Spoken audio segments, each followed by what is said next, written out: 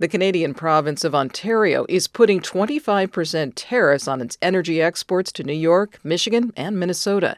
And a federal judge has ruled that a college protest leader arrested by ICE agents over the weekend cannot be deported. Good morning. I'm Corva Coleman from NPR News, and here are today's top stories. It'll be a nail-biter in the House today. Republicans are putting up their government spending plan for a vote. The GOP majority is so tight, they can likely only afford to lose one vote. Speaker Mike Johnson is confident the bill will pass. I believe that the policies that we're putting forth are going to improve the economy and bring down costs for people. It takes a little while. We're in a transition period. But he won't have help from Democrats, says House Democratic leader Hakeem Jeffries. It is not something we could ever support. House Democrats will not be complicit in the Republican effort to hurt the American people. If the spending bill passes, it goes to the Senate, where it may face more difficulties. Congress only has until Friday to pass spending legislation, or the federal government will partially shut down. Stocks on Wall Street took a huge plunge yesterday when the Dow Jones Industrial Average lost 2% and the tech-heavy Nasdaq plummeted 4%. NPR's Maria Aspen says investors are bewildered by President Trump's erratic use of tariffs. President Trump has done and said a lot of different things about tariffs in the past week, and investors have been feeling the whiplash. Trump's new 25% taxes on imports from Canada and Mexico went into effect last week. Then he started giving out reprieves, first to automakers, then to Mexico, then to Canada. But the fact that Trump actually let the tariffs go into effect was a big deal and showed they might be more than just a negotiating tactic. NPR's Maria Aspen reporting. Meanwhile, the Canadian province of Ontario isn't waiting for President Trump to make up his mind. The province is slapping its own 25% tariff on provincial energy exports to New York, Minnesota, and Michigan. From member station WSKG, Rebecca Redelmeyer reports some local officials are demanding an end to the escalating trade war. Ontario Premier Doug Ford said he is retaliating against President Donald Trump's planned tariffs on some Canadian exports. Until these tariffs are off the table, until the threat of tariffs is gone for good, Ontario will not relent. Ford said the energy surcharge will add an average of $70 per month to the energy bills of 1.5 million American homes and businesses. In response, New York Governor Kathy Hochul and Senate Minority Leader Chuck Schumer released a statement urging Trump to immediately rescind his tariff threats. Both Democrats voiced concern that tariffs will drive up Americans' utility bills. For NPR News, I'm Rebecca Redelmeyer in Ithaca, New York. NASA has laid off its chief scientist.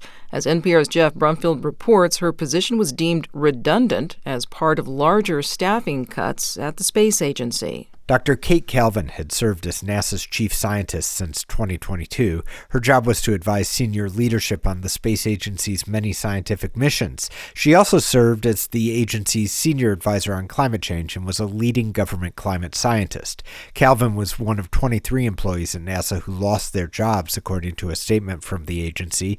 Others worked in the Office of Diversity, Equity, and Inclusion. The space agency says it plans more layoffs in the near future to comply with an executive order from President Trump. Jeff Brumfield, NPR News, Washington. Secretary of State Marco Rubio is in Saudi Arabia today meeting with Ukrainian officials. They're discussing ways to end the war with Russia. This comes after a tense on-camera meeting between President Trump and Ukraine's president more than a week ago in the Oval Office. NPR's Aya Batrawi reports. Rubio told reporters ahead of his meeting with Ukrainian officials the most important thing is to leave with a strong sense Ukraine is prepared to do difficult things, like he says the Russians will have to do in order to end the war.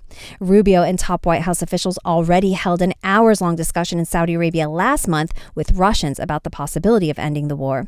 President Trump wants an immediate ceasefire. He's paused military aid to Ukraine and is pushing for U.S. access to the country's critical minerals.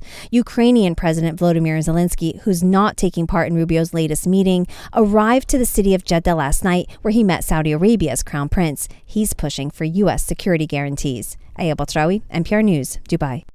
A federal judge in New York has ordered the government not to deport a former graduate student at Columbia University. Mahmoud Khalil, a recent graduate, had led protests against the war in Gaza and had urged Columbia University to divest from Israel. NPR's Ryland Barton reports Khalil was sent to a federal detention center in Louisiana after he was arrested over the weekend in New York. Khalil's attorneys say immigration officers arrested him in the lobby of his apartment. They initially told him that his student visa had been canceled, but he's not on a visa. He's a lawful permanent resident, green card holder. And they eventually told him that his lawful permanent residence had been revoked. NPR's Ryland Barton reporting. The government alleges Khalil has led activities that support a terrorist group, Hamas, but no evidence has been shown that Khalil has any link to Hamas. Opponents say the Trump administration is silencing viewpoints that it doesn't like. Trump is vowing he'll deport more people. Southwest Airlines says that starting in late May, it will start charging for checked bags. Southwest has been popular for allowing passengers' luggage to fly without charges. Last year, Southwest Airlines also changed another famous policy. It is ending its open seating plan that it used for more than 50 years. The first total lunar eclipse in 3 years will be visible across the U.S. later this week.